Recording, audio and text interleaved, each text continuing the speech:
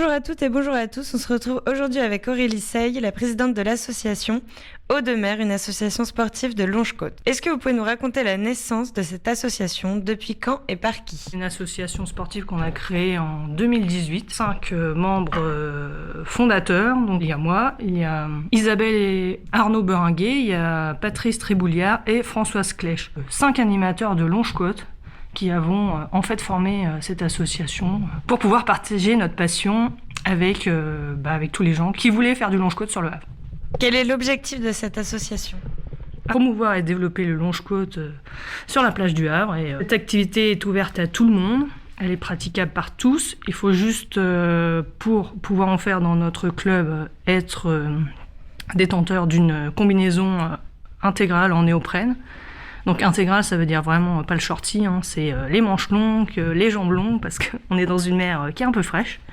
Donc l'idéal, c'est une combinaison intégrale. Après, suivant la saison, parce que l'été elle est un peu plus chaude, l'hiver elle est vraiment plus froide, donc il faut du 5 mm au maximum, parce qu'après, si c'est trop épais, on n'a plus de liberté de mouvement, donc ça veut dire que ça nous empêche de bien se mouvoir dans l'eau. Donc 5 mm au max.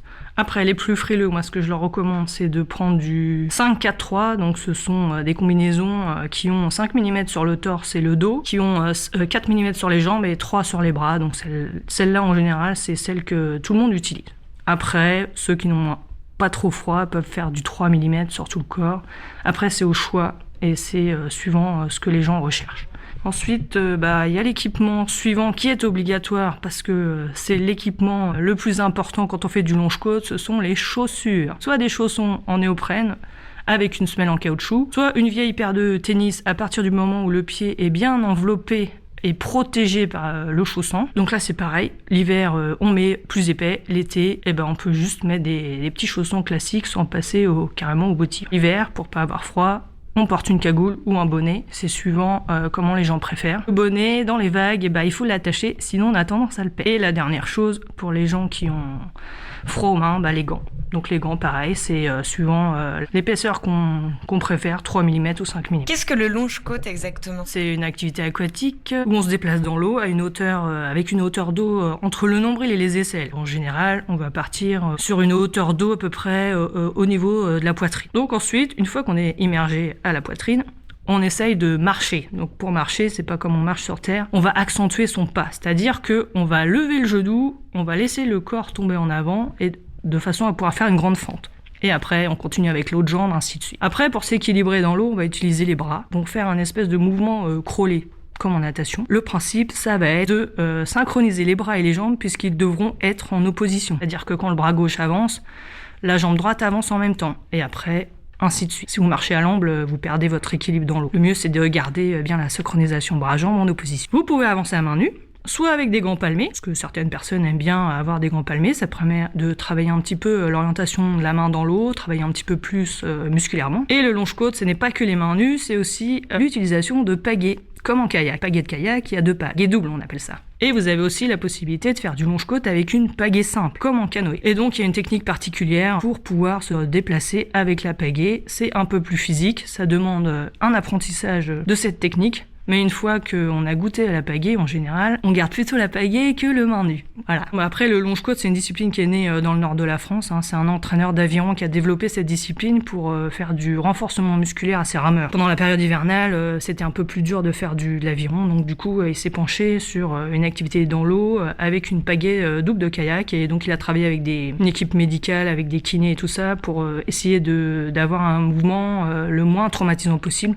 Donc, il est arrivé à ce mouvement de pagaie. Et le Longe-Côte, à la base, c'est un sport de pagaie. Bon, après, pour se démocratiser, c'est vrai que la pagaie était un peu mise de côté. Le Longe-Côte s'est beaucoup répandu avec le Longe-Côte qui s'appelle marche aquatique aussi. Marche aquatique, c'est à main nue, alors que le Longe-Côte, c'est plus avec pagaie. Mais maintenant, le terme Longe-Côte est tombé dans le général, c'est-à-dire que maintenant, Longe-Côte, c'est à la fois marche aquatique, Longe-Côte, c'est à la fois main nue et pagaie.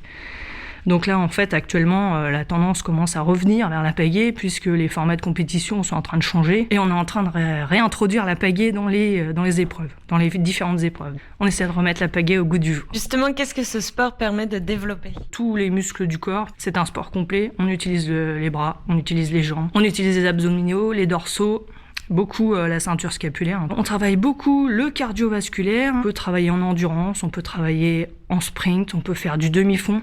Donc c'est vraiment, on peut se faire plaisir dans tous les domaines. Le fait d'être dans l'eau, ça procure une sensation d'apesanteur, je dirais.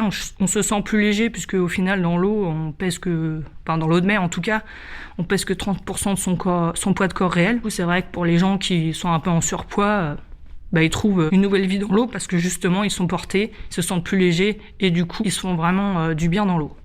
Après, l'autre bienfait, c'est tout ce qui est au niveau du sel de mer. Ça permet de revitaliser la peau avec tous les sels minéraux, les oligo-éléments qui se retrouvent dans l'eau de mer. Comment peut-on s'inscrire ? Faut-il être adhérent ? Avant toute chose, il faut déjà posséder le matériel, enfin en tout cas pour pratiquer dans notre association. Puis de nous envoyer un mail, faire un essai, parce qu'on a le droit de faire des essais avant de s'inscrire définitivement dans notre club. Ça permet de voir si l'ambiance du club plaît aux gens. Ça permet de faire connaissance aussi avec les différents encadrants et les différentes personnes qui pratiquent au sein du club. Ça permet d'apprendre la technique de base, le déplacement dans l'eau à main nue. Et du coup, une fois que les gens ont fait leurs 2 essais ou leurs 3 essais, ils peuvent prendre une adhésion annuelle au club. Vous avez participé à la 6e édition du championnat de France de Longe-Côte. Vous nous racontez un petit peu ? Une grande émotion où, en fait, dans le club, on accueille des aveugles et des malvoyants qui se sont pris au jeu du Longe-Côte et c'est les premiers à être inscrits. Donc du coup, la Fédération française de randonnée a décidé de mener une expérimentation en 2021, c'est-à-dire d'ouvrir une catégorie handisport, donc